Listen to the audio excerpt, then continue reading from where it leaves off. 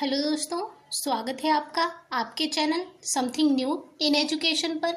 NCERT series में आज हम पढ़ने वाले हैं क्लास 10th के एनसीईआरटी साइंस चैप्टर 6, जिसका नाम है नियंत्रण एवं समन्वय, कंट्रोल एंड कोऑर्डिनेशन।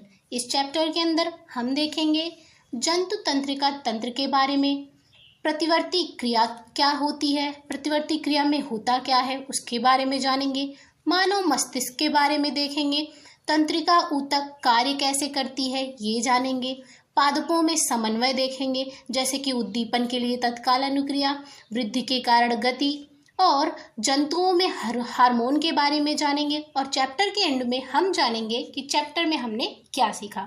चलिए स्टार्ट करते हैं। और वीडियो आपको अच्छी लगती है तो लाइक, शेयर एंड सब्सक्राइब करना ना भूलिएगा। चलिए देखते हैं। पिछले अध्याय में हमने सजीवों में अनुरक्षण अर्थात रखरखाव कार्य में संलग्न जैव प्रक्रमों के बारे में पढ़ा था। हमने इस बात पर विचार करना प्रारंभ किया था कि यदि कोई वस्तु गतिशील है तो वह सजीव है। पादपों में इस तरह की कुछ गतियां वास्तव में वृद्धि का परिणाम है। एक बीज अंकुरित होता है और वृद्धि करता है, और हम देख सकते हैं कि नवोद्भिद कुछ दिनों में गति करता हुआ मृदा को एक ओर धकेलकर बाहर आ जाता है। लेकिन यदि उसकी वृद्धि रुक गई होती तो ये गतियां नहीं होती। अधिकांश जंतुओं में तथा पादपों में होने वाली कुछ गतियां वृद्धि से संबंधित नहीं है। एक दौड़ती हुई बिल्ली, झूले पर खेलते बच्चे, जुगाली करती भैंस आदि ये गतियां वृद्धि के कारण नहीं होती हैं। दिखाई देने वाली इन गतियों को हम जीवन के साथ क्यों जोड़ते हैं? इसका एक संभावित उत्तर यह है कि हम गतियों को जीव के पर्यावरण में आए परिवर्तन की अनुक्रिया सोचते हैं। बिल्ली इसलिए दौड़ी होगी क्योंकि इसने एक चूहा देखा था। केवल यही नहीं, हम गति को सजीवों द्वारा किए गए एक ऐसे प्रयास के रूप में भी सोचते हैं जिसमें उनके पर्यावरण में हुए परिवर्तन उनके लिए लाभकारी हों।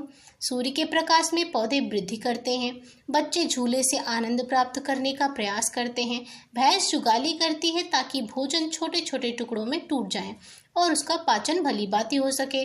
जब तेज रोशनी हमारी आंखों पर फोकस की जाती है या जब हम किसी गर्म वस्तु को छूते हैं तो हमें परिवर्तन का पता लग जाता है और इसकी अनुक्रिया में स्वयं को बचाने के लिए गति करते हैं, ऐसा प्रतीत होता है। यदि हम इसके बारे में और अधिक विचार करें तो ऐसा प्रतीत होता है कि पर्यावरण की अनुक्रिया के प्रति ये गतियां सावधानी से नियंत्रित की जाती हैं। पर्यावरण में प्रत्येक परिवर्तन की अनुक्रिया में एक समुचित गति उत्पन्न होती है। जब हम कक्षा में अपने दोस्तों से बात करना चाहते हैं तो हम जोर से चीखने की अपेक्षा फुसफुसाते हैं। स्पष्ट रूप से कोई भी गति उस घटना पर निर्भर करती है जो इसे प्रेरित करती है। अतः इस तरह की नियंत्रित गति को पर्यावरण में भिन्न घटनाओं के अभिज्ञान से जोड़ा जाना चाहिए जो अनुक्रिया के अनुरूप गति करे। दूसरे शब्दों में सजीवों को उन तंत्रों का उपयोग करना चाहिए जो नियंत्रण एवं समन्वय का कार्य करते हैं। बहुकोशिकीय जीवों में शरीर संगठन के सामान्य सिद्धांत को ध्यान में रखते हुए यह कह सकते हैं कि विशिष्टीकृत ऊतक का उपयोग इन नियंत्रण तथा समन्वय क्रियाकलाप में किया जाता है। मतलब ऊतकों का उपयोग नियंत्रण और समन्वय के लिए किया जा सकता है। आगे देखते हैं, जंतु तंत्रिका तंत्र के बारे में पढ़ते हैं। जंतुओं में यह नियंत्रण तथा समन्वय तंत्रिका तथा पेशी ऊतक द्वारा किया जाता है। जंतुओं में यह नियंत्रण किसके द्वारा किया जाता है? यह नियंत्रण तथा समन्वय किसके द्वारा किया जाता है? तंत्रिका तथा पेशी ऊतक द्वारा, जिसके विषय में हम कक्षा 9 में पढ़ चुके हैं। आकस्मिक परिस्थिति में गर्म पदार्थ को छूना हमारे लिए खतरनाक हो सकता है।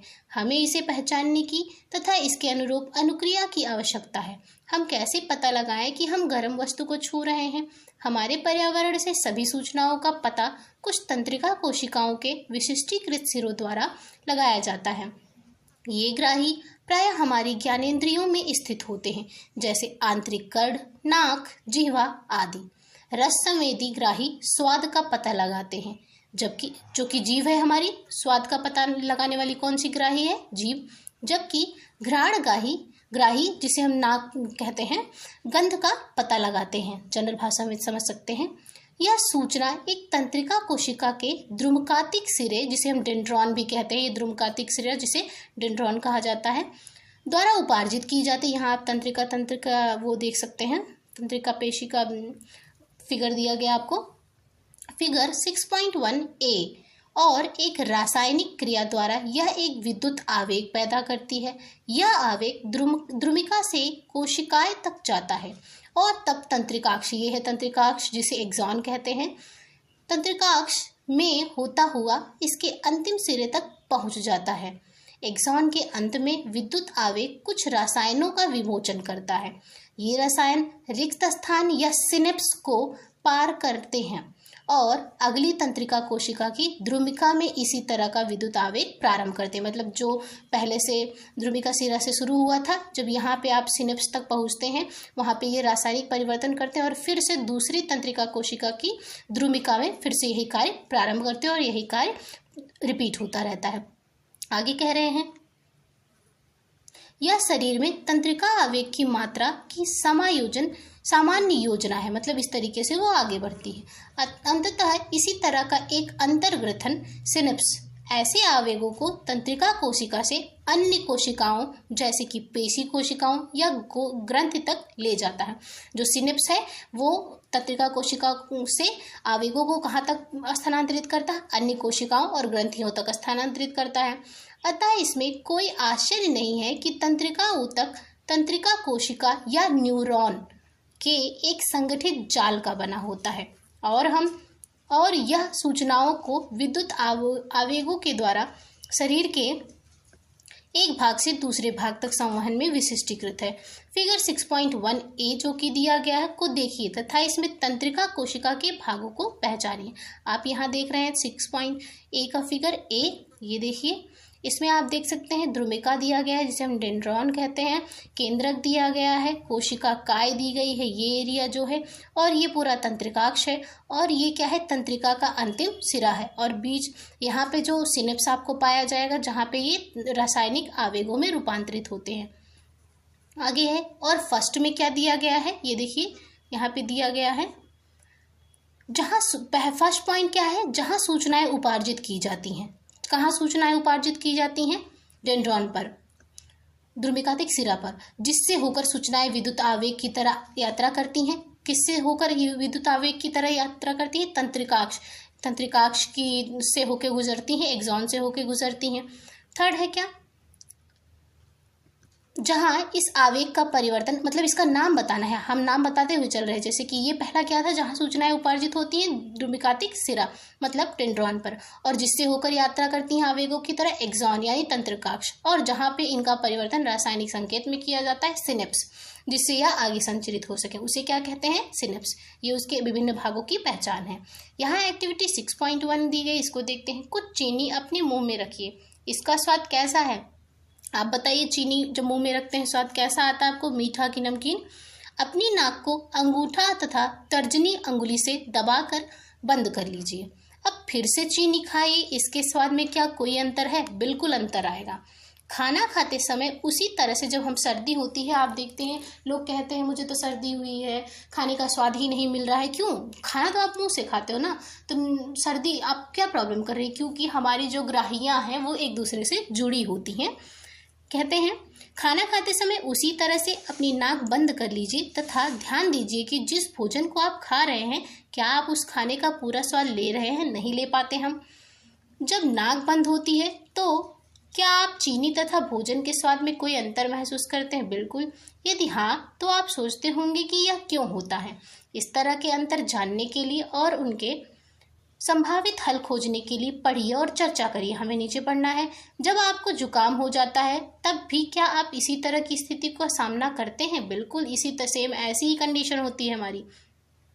प्रतिवर्ती क्रिया में क्या होता है? पर्यावरण में किसी घटना की अनुक्रिया के फलस्वरूप अचानक हुई क्रिया की चर्चा करते हैं तो बहुधा प्रतिवर्त शब्द का प्रयोग करते हैं।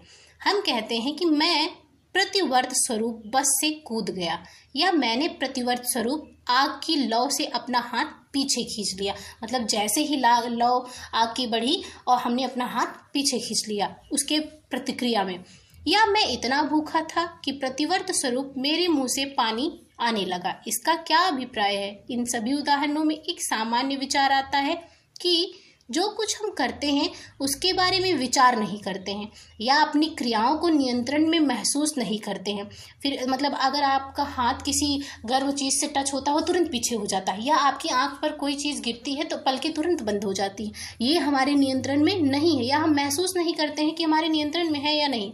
फिर भी ये वे स्थितियां हैं जहां हम अपने पर्यावरण में होने वाले परिवर्तनों के प्रति अनुक्रिया करते हैं, मतलब उसके रिस्पॉन्स में हम उसका रिस्पॉन्स कर रहे हैं, कुछ कार्य कर रहे हैं।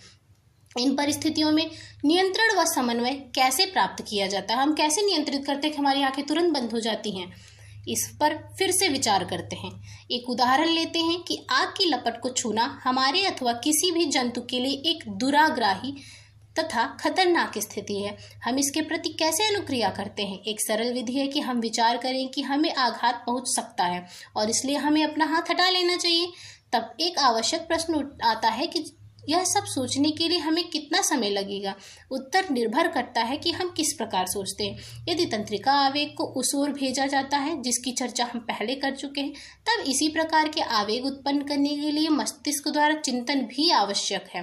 विचार करना एक जटिल क्रिया है, अतः यह बहुत सी तंत्रिका कोशिकाओं के तंत्रिका आवेग की जटिल अन्योन्य क्रियाओं से जुड़ने के लिए बाध्य है। यदि वह वस्तु स्थिति है तो कोई आश्चर्य नहीं है कि हमारे शरीर में सोचने वाले ऊतक जटिल रूप से व्यवस्थित न्यूरॉन के घने जाल से बने हैं।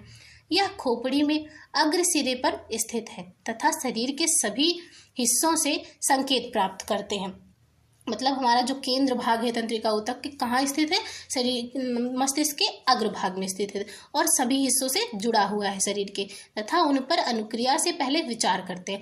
निस्संदेह ये संकेत प्राप्त करने के लिए खोपड़ी में मस्तिष्क का सोचने वाला भाग तंत्रिकाओं द्वारा शरीर के भिन्न भागों से जुड़ा होना चाहिए। इस तरह यदि मस्तिष्क का यह भाग पेशियों की गति करने का आदेश देता है, पेशियों को गति करने का आदेश देता है, तो तंत्रिकाएं इन संकेतों को शरीर के विभिन्न भागों तक पहुंचने का कार्य करती हैं। हम किसी गर्म वस्तु को छुएं और हमें यह सब करना पड़े तो इसमें काफ़ी समय लग जाएगा कि हम सोचें कि हमें हटाना चाहिए कि नहीं हटाना चाहिए। हम जलन महसूस कर सकते हैं। शरीर की डिजाइन किस तरह इस समस्या का हल करती है? ऊष्मा के संवेदन के बारे में सोचने की अपेक्षा यदि जो तंत्रिकाएं ऊष्मा का पता लगाती हैं उन्हें उन तंत्रिकाओं से जोड़ा जाए जो पेशियों को गति कराती हैं, तो जो प्रक्रम आगम संकेतों का पता लगाने तथा तदनुसार निर्गम क्रिया को करने का कार्य करता है वह अतिशीघ्र पूरा हो जाता है। आमतौर पर इस तरह के संबंधन को प्रतिवर्ती चाप कहते हैं, जैसा कि फिगर 6.2 में दिखाया गया है। इस प्रकार के प्रतिवर्ती चाप को संबंधन आगत तंत्रिका तंत्र तथा निर्गत तंत्रिका के मध्य कहाँ होना चाहिए? सबसे उपयुक्त स्थान शायद वही बिंदु होगा जहाँ सबसे पहले वे एक दूसरे से मिलते हैं। पूरे शरीर की तंत्रिकाएं मेरुरज्जु में मस्तिष्क को जाने वाले रास्ते में एक बंडल में मिलती हैं। प्रतिवर्ती चाप इसी मेरुरज्जु में बनते हैं। यद्यपि आगत सूचनाएं मस्तिष्क तक भी जाती हैं, अधिकतर जंतुओं में प्रतिवर्ती चाप इसलिए विकसित हुआ है क्योंकि इनके मस्तिष्क के सोचने का प्रक्रम बहुत तेज नहीं है। वास्तव में अधिकांश जंतुओं में सोचने के लिए आवश्यक जटिल न्यूरॉन जाल या तो अल्प है या अनुपस्थित होता है। अतः यह स्पष्ट है कि वास्तविक विचार प्रक्रम की अनुपस्थिति में प्रतिवर्ती चाप का दक्ष कार्य प्रणाली के रूप में विकसित हुआ है। यद्यपि जटिल न्यूरॉन जाल के अस्तित्व में आने के बाद भी प्रतिवर्ती चाप तुरंत अनुक्रिया के लिए एक अधिक दक्ष प्रणाली के रूप में कार्य करता है। यहाँ पे आप देख सकते हैं जो कि फिगर 6.2 कहा गया है।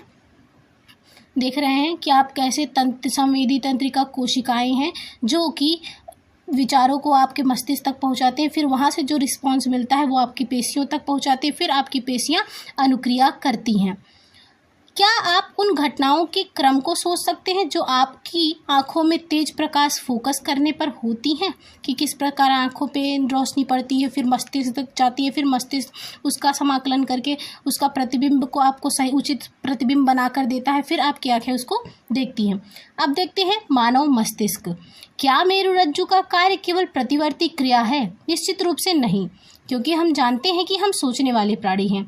मेरुरज्जु तंत्रिकाओं की बनी होती हैं जो सोचने के लिए सूचनाएं प्रदान करती हैं। सोचने में अधिक जटिल क्रियाविधि तथा तंत्रिक संबंधन होते हैं। ये मस्तिष्क में संकेंद्रित होते हैं जो शरीर का मुख्य समन्वय केंद्र है। मस्तिष्क तथा शरीर का मुख्य समन्वय केंद्र क्या है? मस्तिष्क। मस्तिष्क तथा मेरुरज्जु केंद्रीय तंत्रिका तंत्र बनाते हैं। हम देखेंगे दो प्रकार की तंत्रिका तंत्र, केंद्रीय और परिधीय। केंद्रीय तंत्रिका तंत्र में क्या आ रहा है? मस्तिष्क और मेरुरज्जु। मस्तिष्क और मेरुरज्जु मिलकर क्या बना रही हैं? केंद्रीय तंत्रिका तंत्र। जैसा कि फिगर 6.3 में आपको नीचे दिखाया गया है, यहाँ मस्तिष्क के बारे में आपको बताया गया है। ये शरीर के सभी भागों से सूचनाएं प्राप्त करते हैं तथा इसका समाकलन करते हैं।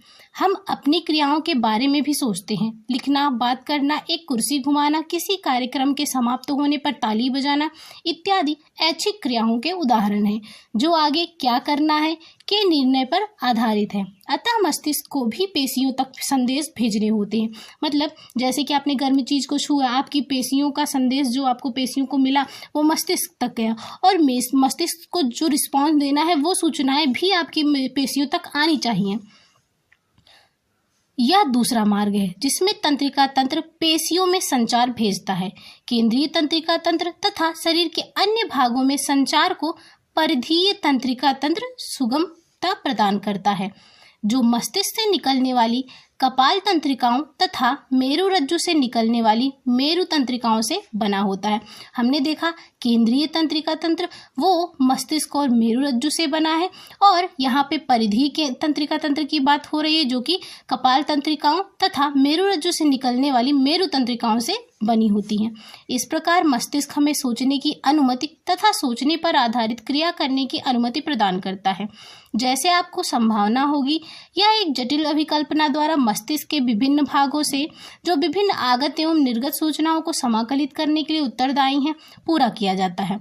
मस्तिष्क में इस तरह के 3 मुख्य भाग या क्षेत्र होते हैं जिनके नाम अग्र मस्तिष्क, मध्य मस्तिष्क तथा पश्च मस्तिष्क। मस्तिष्क को 3 भागों में बांटा गया, अग्र, मध्य तथा पश्च मस्तिष्क में। आप इसके फिगर में देख सकते हैं अग्र मस्तिष्क आपको दिखाया गया ये पार्ट, और जब अग्र मस्तिष्क में ही प्रमस्तिष्क होता है वो अग्र मस्तिष्क का ही भाग है। आप यहाँ पे कपाल खोपड़ी देख सकते हैं जिसमें मस्तिष्क सुरक्षित रहता है। यहाँ मध्य मस्तिष्क का फिगर आपको दिखाया गया है। आगे पश्च मस्तिष्क भी आपको पीछे देखने को मिलेगी। यहाँ अनुमस्तिष्क है।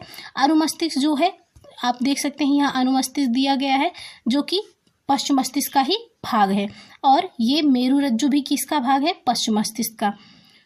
आगे देखते हैं मानव मस्तिष्क का ये फिगर था। मस्तिष्क का मुख्य सोचने वाला भाग अग्र मस्तिष्क है। इसमें विभिन्न ग्राही से संवेदी आवेग अर्थात सूचनाएं प्राप्त करने के लिए क्षेत्र होते हैं। अग्र मस्तिष्क के अलग अलग क्षेत्र सूंघने, देखने, सुनने आदि के लिए विशिष्टीकृत होते हैं। इसमें साहचर्य के क्षेत्र पृथक होते हैं जहां इन संवेदी सूचनाओं, अन्य ग्राही से प्राप्त सूचनाओं एवं पहले से मस्तिष्क एकत्र सूचनाओं का अर्थ लगाया जाता है। इस सब पर आधारित एक निर्णय लिया जाता है कि अनुक्रिया तथा सूचनाएं प्रेरक क्षेत्र तक कैसे पहुंचाई जाए, जो ऐच्छिक पेशी की गति को जैसे हमारी टांग की पेशियां नियंत्रित करती हैं। हालांकि प्रकृति में कुछ संवेदन देखने और सुनने से अधिक जटिल हैं। जैसे हमें कैसे पता लगता है कि हम पर्याप्त भोजन खा चुके हैं, हमारा पेट पूरा भरा है, यह जानने के लिए एक भूख से संबंधित केंद्र है जो अग्र मस्तिष्क में एक अलग भाग है। मानव मस्तिष्क के नामांकित चित्र का अध्ययन कीजिए। ऊपर जो हमने देखा, हम देख चुके हैं कि विभिन्न भागों के विशिष्ट कार्य हैं। अपने अध्यापक से परामर्श करके प्रत्येक भाग के कार्य का पता लगाइए। आइए प्रतिवर्त शब्द का दूसरा उपयोग भी देखते हैं।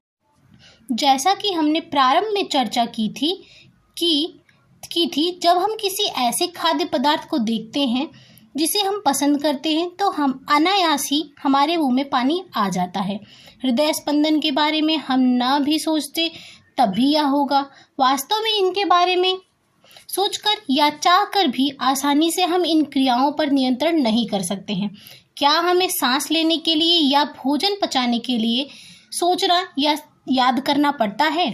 अतः सामान्य प्रतिवर्ती क्रिया जैसे पुतली के आकार में परिवर्तन तथा कोई सोची क्रिया जैसे कुर्सी खिसकाना के मध्य एक और पेशी गति का सेट है जिस पर हमारे सोचने का कोई नियंत्रण नहीं है।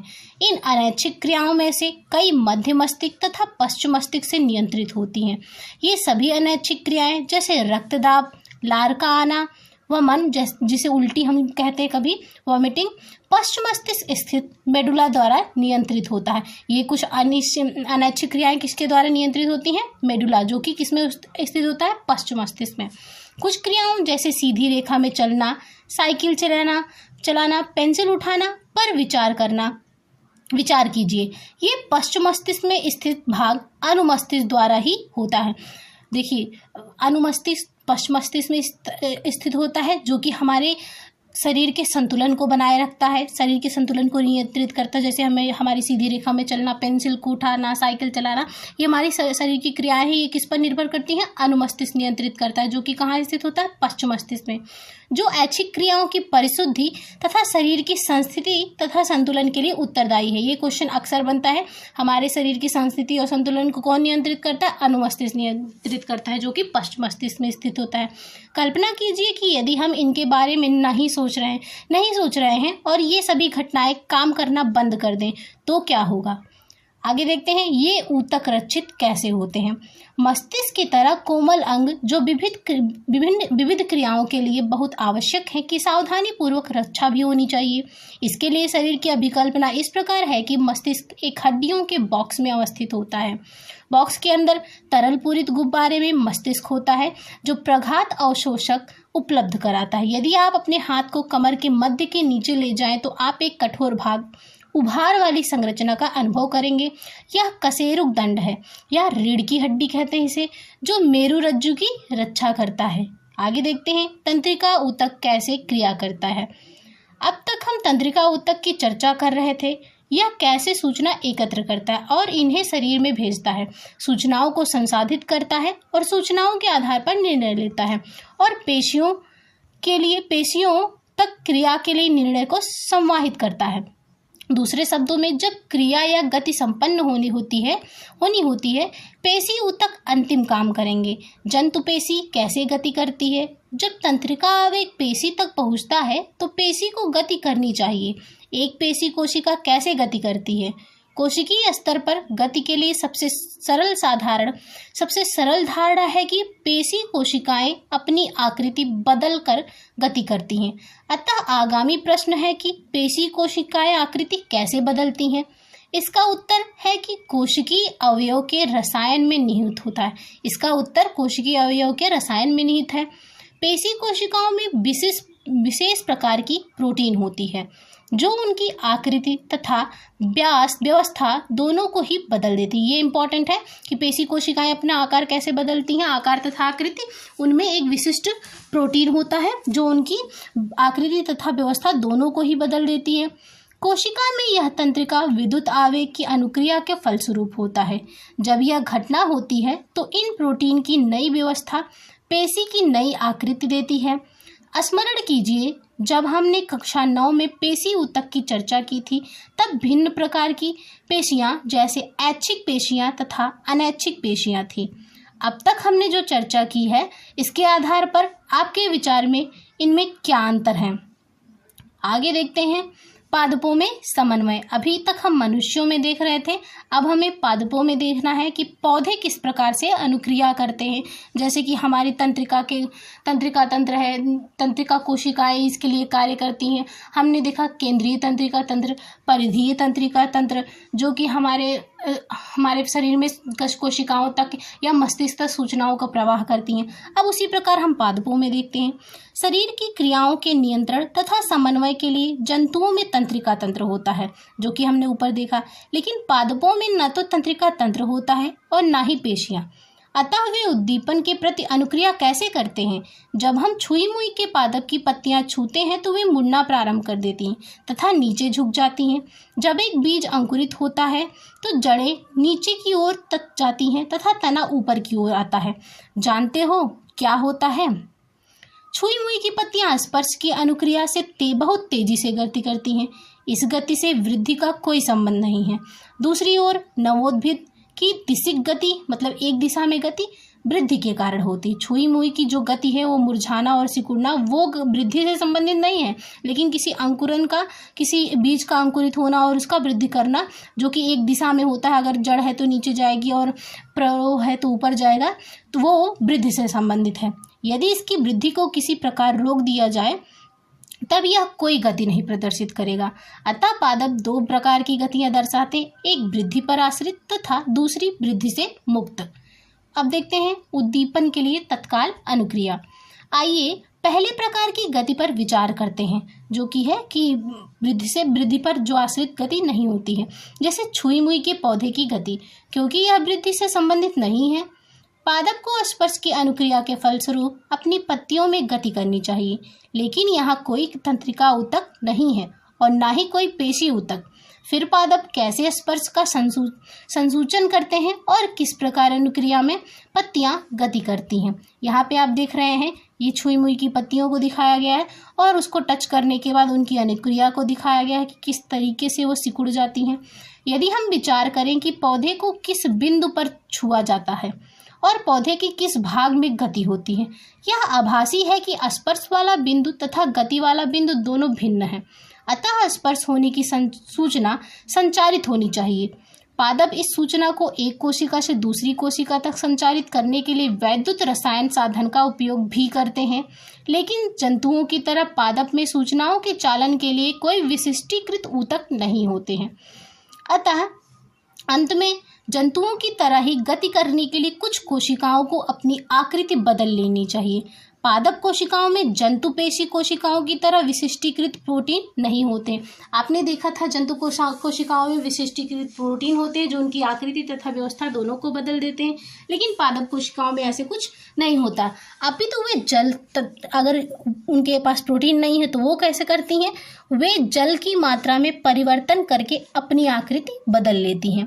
परिणाम स्वरूप फूलने या सिकुड़ने में उनका आकार बदल जाता है, जैसे कि फिगर 6.4 में आपको छुई हुई का पौधा दिखाया गया है। आगे देखते हैं वृद्धि के कारण गति।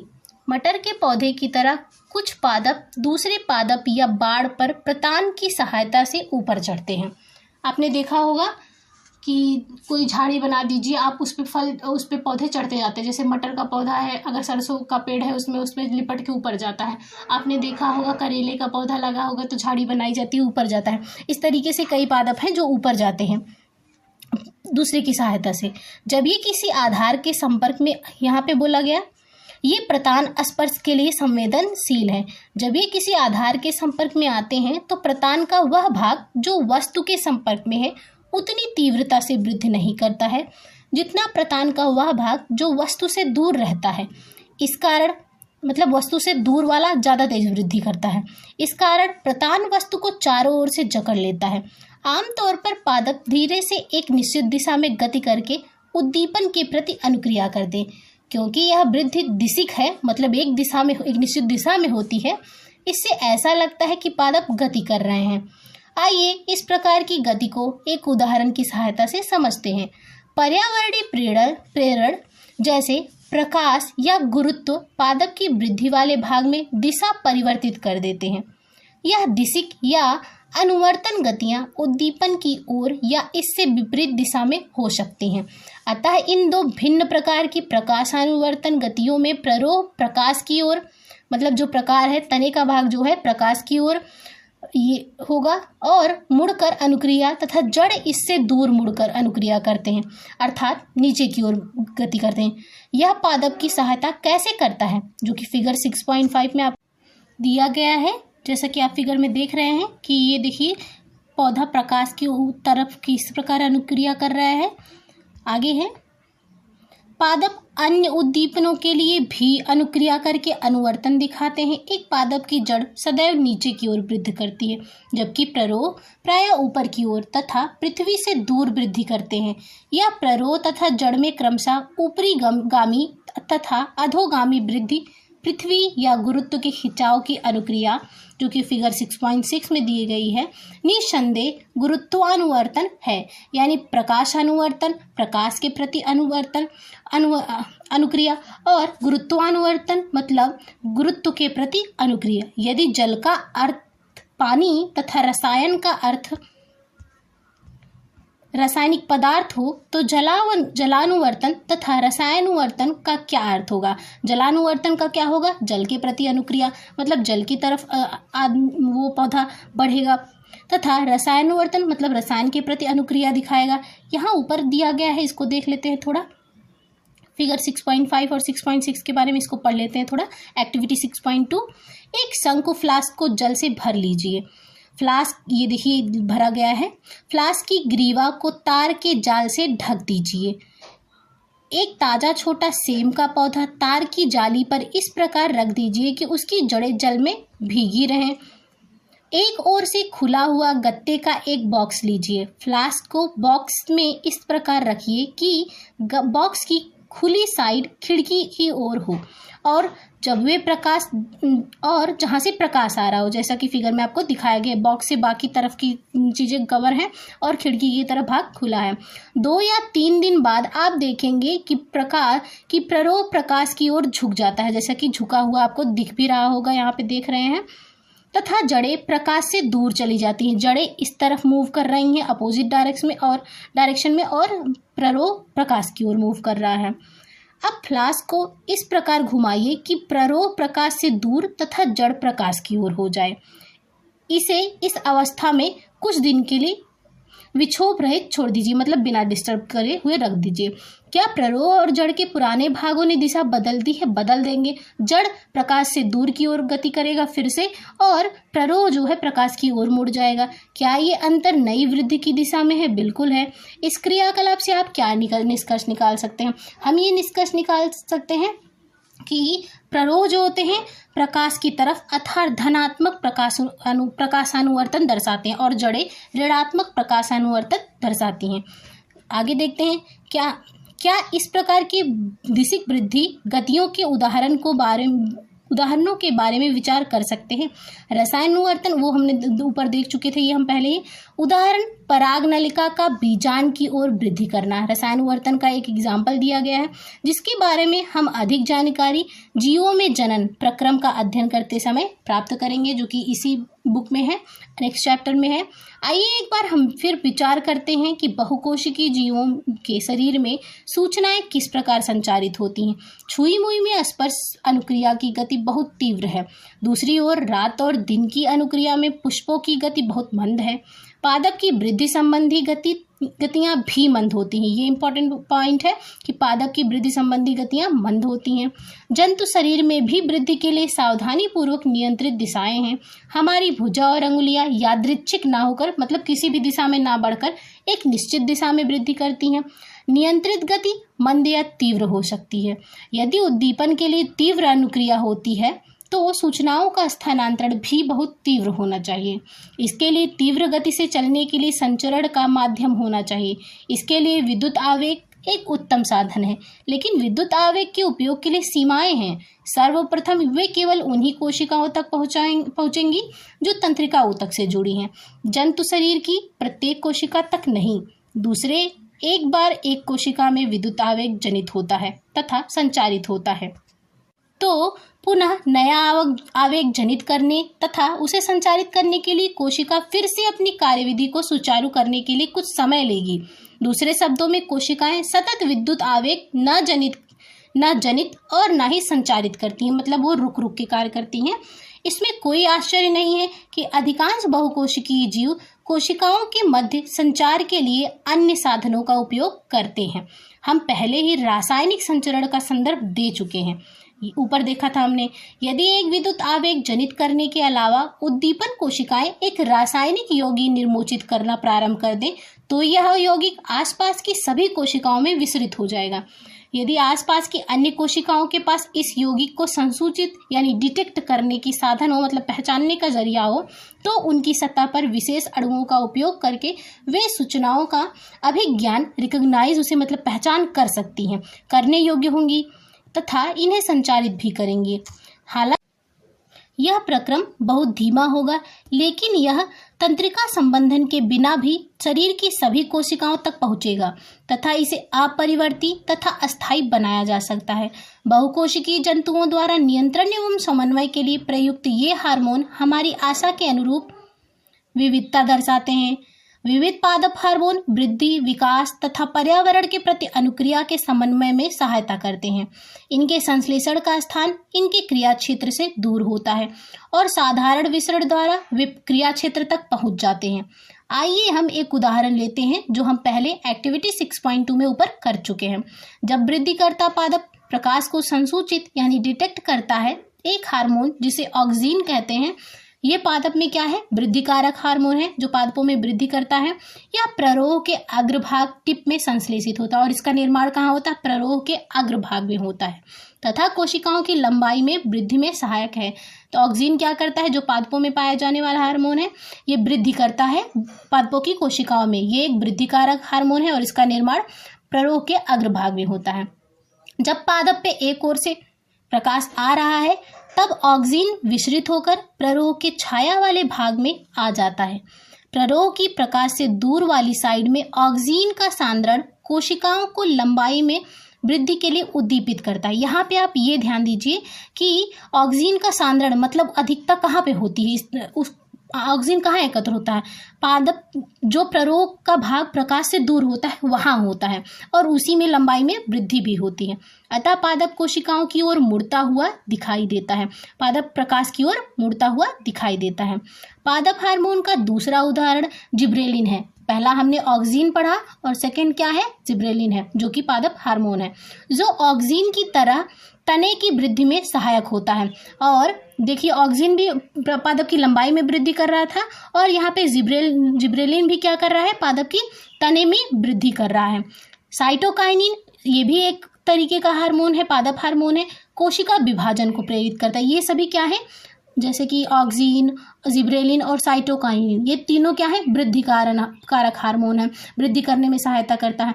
ऑक्सीन जो था वो कोशिका की लंबाई में वृद्धि कर रहा था, जिब्रेलिन जो है वो भी तने की वृद्धि में सहायक है और साइटोकाइनिन क्या कर रहा है, कोशिका विभाजन में सहायता कर रहा है।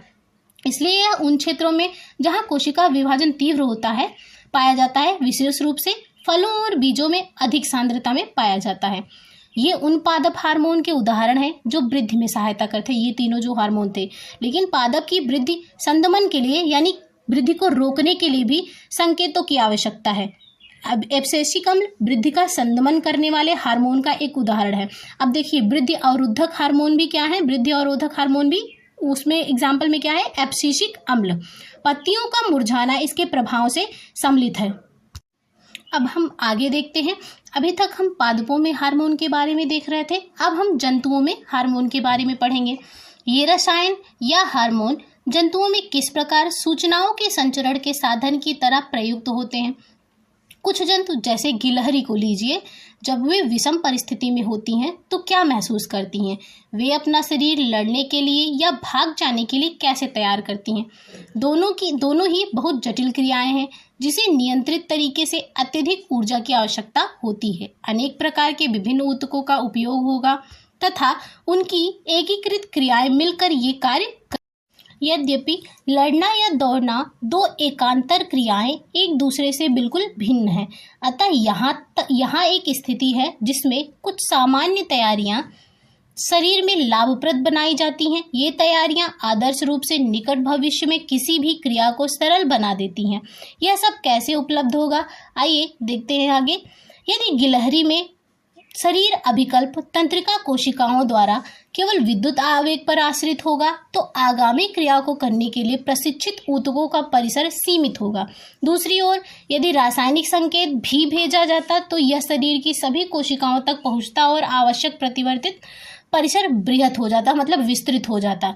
आधिविक ग्रंथि से स्रावित एड्रिनल हार्मोन द्वारा मनुष्य सहित अनेक जंतुओं में यह क्रिया किया जाता है।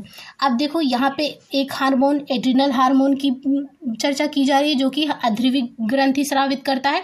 वो मनुष्य सहित कई जंतुओं में स्रावित होती है जो कि हमें मतलब विषम परिस्थितियों में या इमरजेंसी की स्थिति में तैयार करता है उस स्थिति से लड़ने के लिए। इन ग्रंथियों की शरीर में स्थिति जानने के लिए फिगर आप 6.7 देख सकते हैं।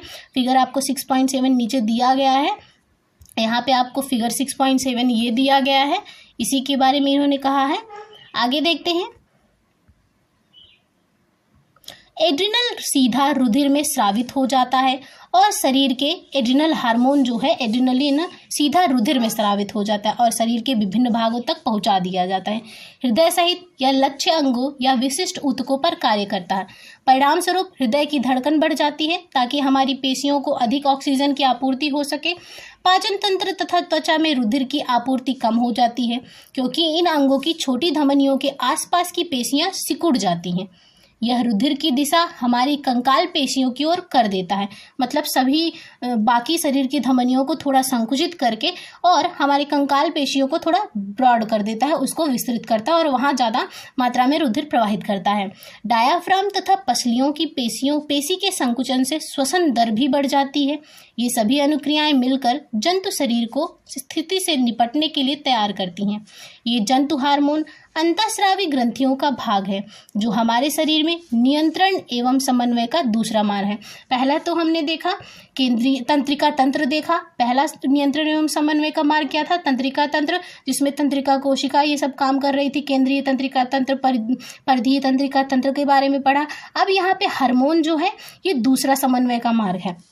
स्मरण कीजिए कि पादपों में हार्मोन होते हैं जो दिशिक वृद्धि को नियंत्रित करते हैं। जंतु हार्मोन क्या कार्य करते हैं इसके बारे में हम उनकी भूमिका की कल्पना दिशिक वृद्धि में नहीं कर सकते हैं। हमने किसी जंतु को प्रकाश या गुरुत्व पर आश्रित किसी एक दिशा में अधिक वृद्धि करते कभी नहीं देखा है, लेकिन यदि हम इसके बारे में और अधिक चिंतन करें तो यह साक्ष्य होगा कि जंतु शरीर में भी सावधानी पूर्वक नियंत्रित स्थानों पर वृद्धि होती है। उदाहरण के लिए पादप अपने शरीर आगे है पर अनेक स्थानों पर पत्तियां उगाते हैं, लेकिन हम अपने चेहरे पर अंगुलियां नहीं उगाते हैं। हमारे शरीर की अभिकल्पना बच्चों की वृद्धि के समय भी सावधानी पूर्वक अनुरक्षित होती है। ऊपर देख लेते हैं थोड़ा। यहाँ पे एक्टिविटी 6.3 दी गई है। यहाँ पे 6.7 फिगर को देखने के लिए बोला गया है जो कि नीचे दिया गया है। चित्र में दर्शाई गई अंतःस्रावी ग्रंथियों की पहचान कीजिए। इनमें से कुछ ग्रंथियों को पुस्तक में वर्णित किया गया है। पुस्तकालय में पुस्तकों की सहायता से एवं अध्यापकों के साथ चर्चा करके टेबल 6.1 में सूचीबद्ध अन्य ग्रंथियों के बारे में भी जानकारी प्राप्त करें। यहाँ पे विभिन्न ग्रंथियाँ हैं जैसे कि आप देख सकते हैं। यहाँ पे हाइपोथैलेमस ग्रंथि है जो कि हमारे भूख का केंद्र होता है, भूख के केंद्र को नियंत्रित करता है। पिनियल ग्रंथि है जो कि हमारी निद्रा को कंट्रोल करती है। पीयूष ग्रंथि है जो कि अनेक प्रकार के हार्मोन स्रावित करती है। अवटु ग्रंथि है जिसे हम थायराइड ग्रंथि भी कहते हैं और परावटु ग्रंथि है जिसे हम पैराथायराइड ग्रंथि कहते हैं। थाइमस ग्रंथि है, अग्नाशय ग्रंथि है, अधिवृक्क ग्रंथि है, पृषद ग्रंथि है। ये सब विभिन्न ग्रंथियां हैं। अग्नाशय है, आप देख सकते हैं, अधिवृक्क ग्रंथि है और यहाँ पे भी अधिवृक्क ग्रंथि दी गई है। ये सब पूरा आपको ग्रंथियों के बारे में दिया गया है। यह समझने के लिए कि समन्वित वृद्धि में हार्मोन कैसे सहायता करते हैं, आइए कुछ उदाहरणों की परीक्षा करते हैं। नमक के पैकेट पर हम सब ने देखा है आयोडीन युक्त नमक या आयोडीन से संवर्धित। हमें अपने आहार में आयोडीन युक्त नमक लेना क्यों आवश्यक है? अवटु ग्रंथि को थायराइड हार्मोन बनाने के लिए आयोडीन आवश्यक है। अब यहाँ पे देखेंगे जो हमने थायराइड ग्रंथि पढ़ी उसको थायरॉक्सिन हार्मोन के निर्माण के लिए किसकी आवश्यकता है? आयोडीन की आवश्यकता है। थायरॉक्सिन हार्मोन है वो कार्बोहाइड्रेट, प्रोटीन तथा वसा के उपापचय का हमारे शरीर में नियंत्रण करता है ताकि वृद्धि के लिए उत्कृष्ट संतुलन उपलब्ध कराया जा सके।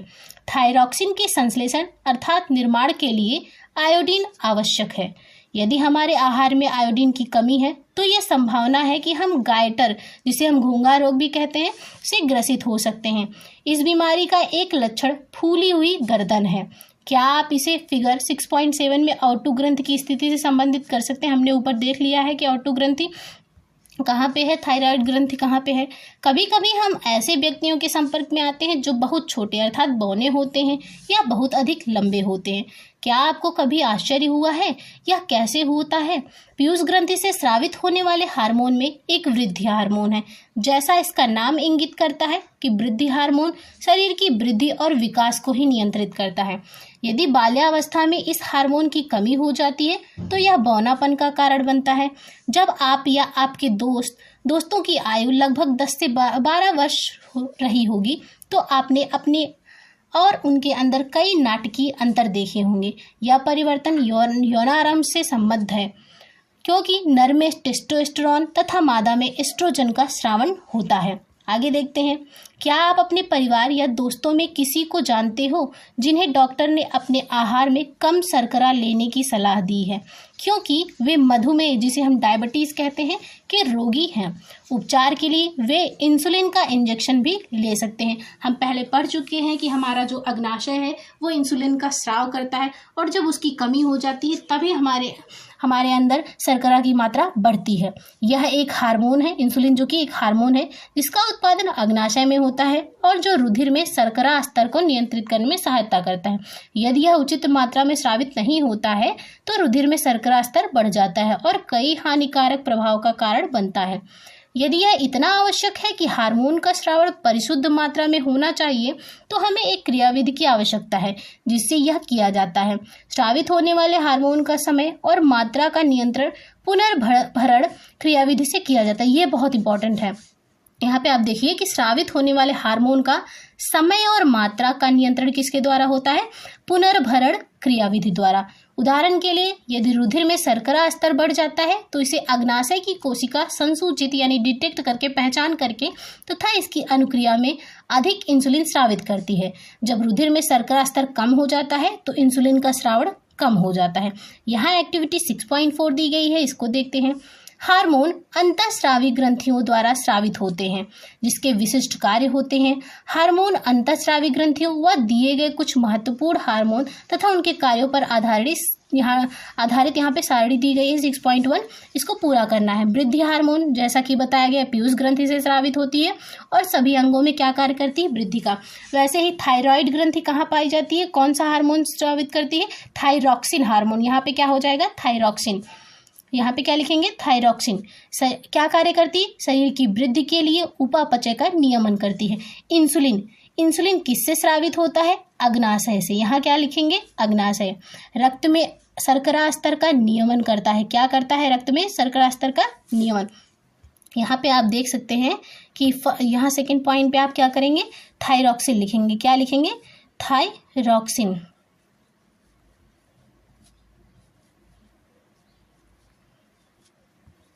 कौन सा हार्मोन हो जाएगा? थायरॉक्सिन। और सेकेंड में क्या है? इंसुलिन कहाँ निर्मित होता है? अग्नाशय में। यहाँ पे टेस्टोस्टेरोन है वृषण। ये क्या करता है? विभिन्न प्रकार की लैंगिक क्रियाओं को निर्धारित करता है। अंडाशय कहाँ पे होता है? अंडाशय से क्या स्रावित होता है? कौन सा हार्मोन? यहाँ पे हमने पढ़ा एस्ट्रोजन स्रावित होता है। आगे है एड्रिनल ग्रंथि कौन सा कार्य करती है?